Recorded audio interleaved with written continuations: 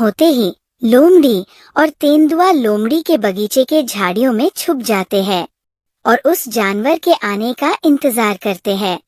और कुछ ही समय बाद रोज की तरह गधा बगीचे में घुस जाता है और बोलता है, अरे वाह, ये बगीचा तो और भी हरा भरा है।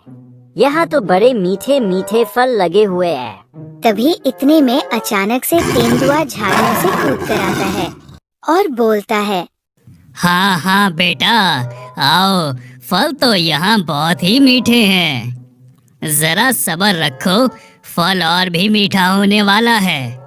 तुम ही हो जिसने हमारी नाक में दम करके रखा है। तुमने ही उस हाथी का बगीचा उजाड़ा, तुमने उस हिरनी का बगीचा उजाड़ डाला। अब तुम्हारा शिकार होने से कोई नहीं रोक सकता है। इतना कहकर तेंदुआ गधे पर झपट्टा मार देता है और थोड़ी ही देर में लड़ते लड़ते गधे का शिकार हो जाता है।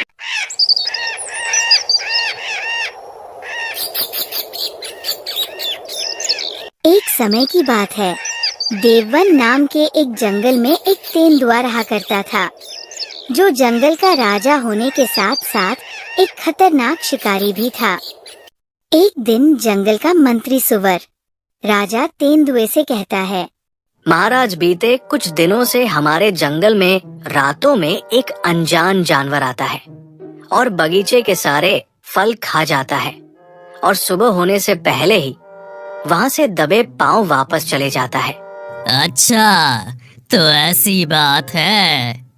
क्या तुमने उसे देखा? वो कौन सा जानवर है जो बिना मेरी इजाजत के मेरे बगीचे में घुसने की कोशिश कर रहा है? क्या उसे मेरा भी कोई खौफ नहीं है? नहीं महाराज, मैं उस जानवर की शक्ल तो नहीं देख पाया। मैं तो रात के अंधेरे में पानी पीने गया था, इसी वजह से मैं उसे पहचान नहीं पाया महाराज। अच्छा ठीक है, कोई बात नहीं। क्या उसने भी तुम्हें वहाँ देखा? नहीं महाराज, मेरी नजर उस पर पड़ गई थी, लेकिन उसने मुझे नहीं देखा। मैं तो पेड़ के पीछे छुपकर उसे देख रहा था। फिर तो अच्छी बात है।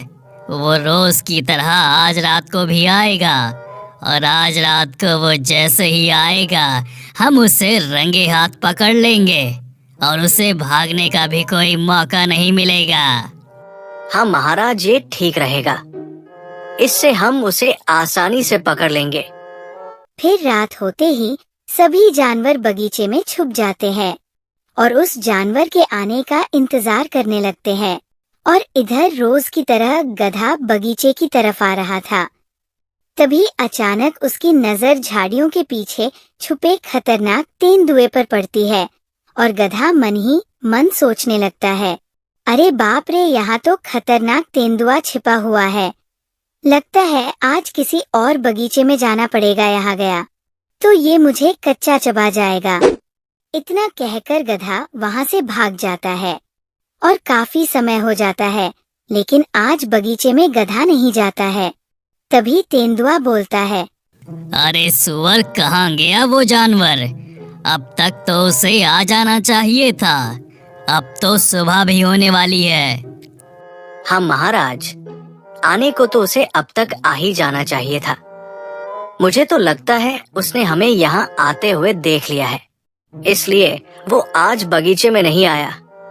अब हमें भी अपनी गुफा में वापस चले जाना चाहिए। मुझे तो बहुत नींद आ रही है। ठीक है, तुम सही बोल रहे हो। चलो हम गुफा में वापस चलते हैं। इसका फैसला अब कल ही करेंगे। फिर तेंदुआ और बगीचे में छुपे सभी जानवर अपनी अपनी गुफा की ओर निकल जाते हैं और इधर गधा बड़ी ही चतुराई से हिरन के बगीचे में पहुंच जाता है और कहता है, अरे वाह, मैं तो खाली ही उस तेंदुए के बगीचे में जा रहा था। यहाँ तो उससे भी अच्छे अच्छे फल दिखाई दे रहे हैं। आज से मैं यही आया करूँगा। ये तो तेंदुए की गुफा से बहुत दूर है, किसी को मेरे आने की खबर भी नहीं लगेगी। फिर गधा बगीचे के सारे अच्छे अच्छे फल खा जाता है और सुबह होने से पहले वहाँ से वापस चले जाता है। अगले दिन होते ही सुबह सुबह हिरन अपने बगीचे में आती है और अपने बगीचे की ऐसी हालत देख दंग रह जाते हैं और कहती है, अरे रे, मेरे बगीचे की ऐसी हालत किसने कर दी? मेरे साथ ऐसे किसने कर दिया? मेरा तो पूरा बगीचा ही उजाड़ दिया है। जिसने भी मेरे साथ ऐसे किया उसे मैं जिंदा नहीं छोड़ूंगी। हिरनी की जोर जोर से चिल्लाने की आवाज सुनकर लोमड़ी हिरनी के पास जाती है और बोलती है, अरे हिरनी बहन, क्या हुआ? तुम इतनी जोर जोर से क्यों चिल्ला रही हो?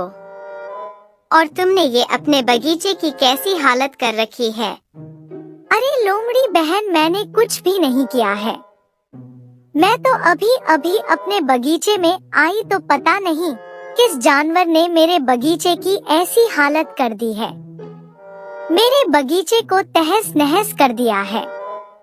अब मैं क्या करूं? मेरे बच्चे भोजन का इंतजार कर रहे होंगे। तुम परेशान मत हो हिरनी। तुम्हें अपने बच्चों के लिए जितने फल चाहिए तुम अभी मेरे बगीचे से ले लेना। पर तुम ऐसे परेशान मत हो। और बात रही तुम्हारे बगीचे की, मुझे तो लगता है जब हम सब कल वहाँ तेंदुए के बगीचे में उस जानवर के आने का इंतजार कर रहे थे, तब वो तुम्हारे बगीचे में आकर फल खा गया होगा। हाँ लोमड़ी, तुम ठीक बोल रही हो। पक्का उसी जानवर ने मेरे बगीचे की ऐसी हालत कर दी है। वरना कोई बंदर आया होता तो एक दो फल खाकर चले जाता। लोमड़ी बहन, अब हम क्या करें? बहन, हम दोनों तो इसमें कुछ भी नहीं कर सकते हैं। इसका फैसला तो अब महाराज ही कर सकते हैं। हमें जल्दी से जल्दी इसकी सूचना महाराज को दे देनी चाहिए। चलो तुम मेरे साथ चलो, हम अभी महाराज के पास चलते हैं। फिर लोमड़ी हिरनी को लेकर तेंदुए की गुफा के पास पहुंच जाती है और तेंदुआ बोलता है, अरे क्या हुआ लोमड़ी, आज तुम दोनों का सुबह सुबह मेरी गुफा में आना कैसे हुआ? जंगल में सब कुछ ठीक तो है? नहीं महाराज, कुछ भी ठीक नहीं है। जब हम लोग कल रात आपके बगीचे में छुपे हुए थे, तभी वो जानवर आकर इस हिरनी के बगीचे के सारे फल खा गया और हिरनी के बगीचे को तहस नहस कर गया। अच्छा, तो लोमड़ी ऐसी बात है। इसका मतलब उसने कल हमें बगीचे में जाते हुए देख लिया, इसलिए वो उस बगीचे में ना आकर इस हिरनी के बगीचे में चला गया। वो तो हमसे भी बड़ा चालाक निकला। हमें कुछ तो करना ही होगा। हाँ महाराज, वो दुष्ट जानवर कल मेरे बगीचे को उजाड़ गया और तो और मेरे बच्चों के लिए भी वहाँ कोई फल नहीं बचे हैं। ऐसे में मैं अपना घर कैसे चला पाऊंगी? देखो हिरनी, तुम इसकी बिल्कुल भी चिंता मत करो। वो सब तुम मेरे भरोसे छोड़ दो, मैं संभाल लूंगा। तुम दोनों जाओ और सभी जानवरों को सभा में बुलाकर लाओ। अब इसका फैसला वहीं होगा। फिर दोनों वहाँ से चले जाते हैं और कुछ समय बाद जंगल के सभी जानवरों को लेकर सभा में पहुँच जाते हैं। देखो हिरनी, तुम इसकी बिल्कुल भी चिंता मत करो। वो सब तुम मेरे भरोसे छोड़ दो। कल रात के अंधेरे में उस जानवर ने इस पूरी घटना को अंजाम दिया और हम पूरी रात भर जागे रहे, लेकिन फिर भी हम उसका कुछ नहीं कर पाए। हाँ, तुम बिल्कुल सही बोल रहे हो। मुझे तो लगता है वो जानवर जो कोई भी है वो हमारे ही जंगल का हो सकता है, क्योंकि कल रात उसे पता था कि हम बगीचे में छिपे हुए हैं, इसलिए वो उस बगीचे में आया ही नहीं। हाँ महाराज, मुझे भी यही लग रहा है, पर इससे तो हमें उसे पकड़ने में और भी परेशानियों का सामना करना पड़ेगा। उसे हमारी सारी योजना के बारे में पहले ही पता चल जाता है। मैं भरी सभा के सामने वचन देता हूँ, जिस किसी ने भी हमारे साथ ऐसा करने का दुस्साहस किया है, जिसने भी इतनी नीच हरकत करी है, भरी सभा के सामने ही मैं उसका शिकार करूँगा। और तुम में से किसी को कुछ कहना है तो कह सकते हो। हाँ महाराज, बोलो लोमड़ी, तुम क्या कहना चाहती हो? महाराज, मेरे पास इसके लिए एक योजना है जिससे हम उस जानवर का पता लगा सकते हैं। बोलो लोमड़ी, कैसी योजना है जिससे हम उसका पता लगा सकते हैं? जल्दी बोलो, मैं जल्द से जल्द उसका शिकार करना चाहता हूँ। महाराज, अगर वो हमारे जंगल का है तो वो हमारे जंगल का चप्पा चप्पा जानता होगा, और हमारे जंगल में तो वैसे भी एक ही झील है। वो रोज रात को फल खाकर झील के पास पानी पीने जरूर जाता होगा, और यही हमारे पास एक रास्ता है जिससे हम उसे आसानी से पकड़ लेंगे। वो चाहे किसी भी बगीचे चले जाए, लेकिन उसे पानी पीने के लिए तो झील के पास आना ही पड़ेगा। अरे वाह लोमड़ी, तुम्हारी ये योजना तो बहुत ही अच्छी है। वो झील के पास तो जरूर ही आएगा। हम आज रात होते ही झील के पास चले जाएंगे और हमें वहीं उसके आने का इंतजार करना होगा। जी महाराज। ठीक है, इस सभा को यहीं पर समाप्त करते हैं और रात होते ही सभी जानवर अपने काम पर लग जाना। रात होते ही तेंदुआ और सभी जानवर झील के पास छुप जाते हैं, और इधर गधा हिरनी के बगीचे की तरफ जा रहा होता है। तभी उसके सामने से एक भालू आता है, और भालू को पास आते देख गधा बोलता है, अरे भालू दादा, आप कौन है और कहाँ जा रहे हो? अरे भाई, मैं तो पास ही के जंगल से आया हूँ। सुना है इस जंगल में एक बहुत बड़ी झील है जिसका पानी बहुत ही मीठा है। बस उसी की तलाश में मैं घूमते घूमते यहाँ आ गया। क्या तुम्हें उस झील का कुछ पता है? क्या तुम मुझे झील का रास्ता बता सकते हो? हाँ भालू दादा, वो झील तो पास ही में है। आप यहाँ से सीधे जाओ और आगे से दाईं ओर चले जाना। कुछ दूर चलने पर तुम्हें वहीं झील मिल जाएगी। ठीक है भाई, तुम्हारा धन्यवाद। फिर भालू झील के लिए निकल जाता है, और झील के पास पहुँचते ही उसे कुछ अजीब सा महसूस होता है। तभी अचानक तेंदुआ छलांग मारकर उसके सामने आता है और कहता है, बेटा, अब कहाँ जाओगे बचकर? बहुत हो गया तुम्हारा ये लुका छुपी का खेल। अब तो तुम चारों ओर से घिर गए हो।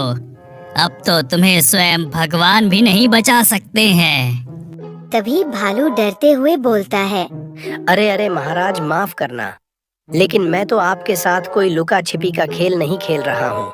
मैं तो पास ही के जंगल से बस झील का पानी पीने के लिए आया था। लगता है आपके साथ कोई गलत फहमी हो गई है।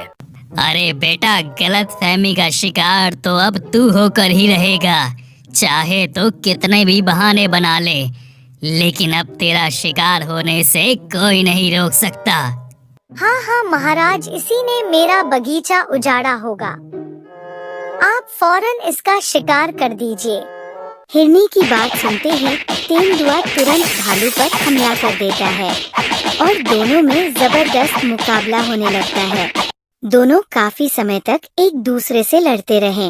अंत में तेंदुए ने भालू को मार गिराया और बोला, और खेल मेरे साथ लुका छुपी का खेल। पता नहीं क्यों मेरे पास मरने को आ जाते हैं। मेरे होते हुए मेरे इस जंगल की तरफ कोई आंख उठाकर भी नहीं देख सकता। वाह महाराज, आपने इस घुसपैठिए को मार गिराया।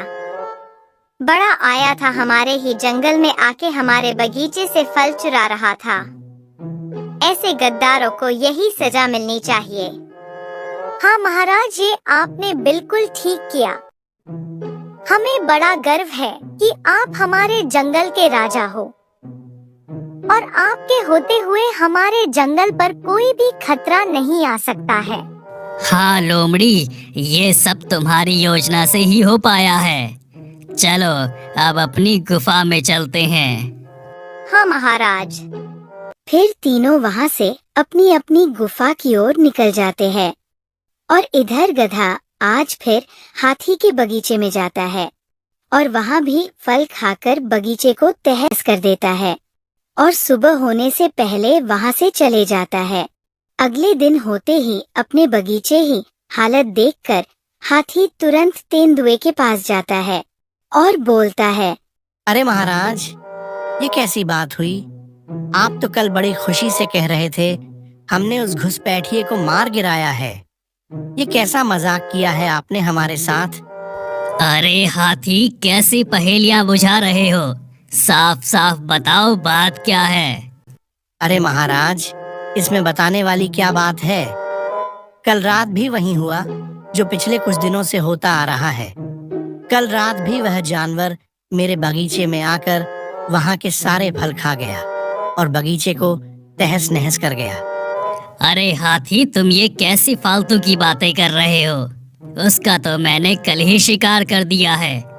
वो तो जब कल रात को झील के पास पानी पीने आया तो मैंने वहीं उसका शिकार कर दिया। अरे महाराज, ये आप क्या बोल रहे हो?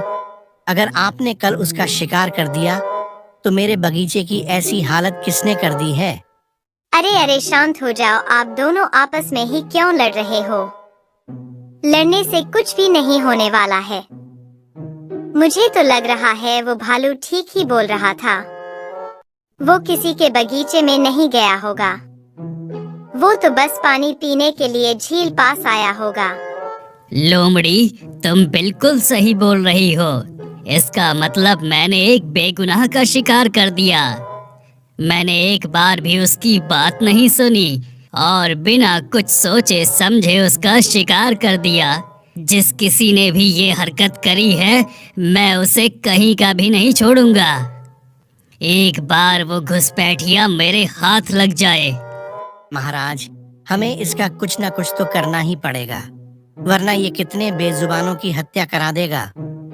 हमें जल्द से जल्द इसे पकड़ना होगा। हाँ महाराज, मेरे पास एक और योजना है जिससे हम उसे पकड़ सकते हैं। अच्छा लोमड़ी, बताओ तुम्हारे पास कैसी योजना है? महाराज, उसने जंगल के सभी जानवरों के बगीचे उजाड़ दिए हैं। हो ना हो वो आज मेरे या आपके बगीचे में घुसने की कोशिश करेगा, जिसके लिए हमें पहले से ही तैयार रहना होगा। मुझे लगता है हम दोनों को आज रात मेरे बगीचे में रुकना होगा और हाथी दादा और सुवर भाई आपके बगीचे की पहरेदारी करेंगे। कहीं ना कहीं तो वो जानवर फंस ही जाएगा। लोमड़ी, योजना तो तुम्हारी बिल्कुल ठीक है। हम शाम होते ही बगीचे में छुप जाएंगे और जैसे ही घुसपैठिया आएगा तो उसका वहीं पर शिकार कर देंगे। हाँ महाराज, यही ठीक होगा। शाम होते ही लोमड़ी और तेंदुआ लोमड़ी के बगीचे के झाड़ियों में छुप जाते हैं और उस जानवर के आने का इंतजार करते हैं। और कुछ ही समय बाद रोज की तरह गधा बगीचे में घुस जाता है और बोलता है, अरे वाह, ये बगीचा तो और भी हरा भरा है। यहाँ तो बड़े मीठे मीठे फल लगे हुए हैं। तभी इतने में अचानक से तेंदुआ झाड़ियों से कूद कर आता है और बोलता है, हाँ हाँ बेटा, आओ, फल तो यहाँ बहुत ही मीठे हैं। जरा सब्र रखो, फल और भी मीठा होने वाला है। तुम ही हो जिसने हमारी नाक में दम करके रखा है। तुमने ही उस हाथी का बगीचा उजाड़ा, तुमने उस हिरनी का बगीचा उजाड़ डाला। अब तुम्हारा शिकार होने से कोई नहीं रोक सकता है। इतना कहकर तेंदुआ गधे पर फटका मार देता है और थोड़ी ही देर में लड़ते लड़ते गधे का शिकार हो जाता है। और अंत में तेंदुआ गधे का शिकार कर बोलता है, लोमड़ी, जाकर बता दो सभी जानवरों को कि मारा गया वो घुसपैठिया जिसने जंगल के जानवरों की नींद हराम कर रखी थी। अब सभी लोग निश्चित होकर सो सकते हैं। मेरे होते हुए इस जंगल पर कोई आंच भी नहीं आ सकती। ठीक है महाराज, मैं अभी सबको बता देती हूँ। इस प्रकार तेंदुए ने गधे का शिकार कर दिया और जंगल के सभी जानवर खुशी खुशी रहने लगे। तो दोस्तों, आपको कहानी अच्छी लगी हो तो वीडियो को लाइक और चैनल को सब्सक्राइब जरूर करें। बेटा, मुझे देखकर इग्नोर मत करना। इस बार जो भी एग्जाम में पास होना चाहता है मैं पास कर दूंगी, मगर मेरा भी एक काम करना होगा। तुम्हें इस वीडियो को एक लाइक और चैनल को सब्सक्राइब करना होगा और 5 सच्चे मित्र को शेयर करना होगा। और मेरे बेटे जाते जाते कमेंट में सरस्वती माँ लिख दो।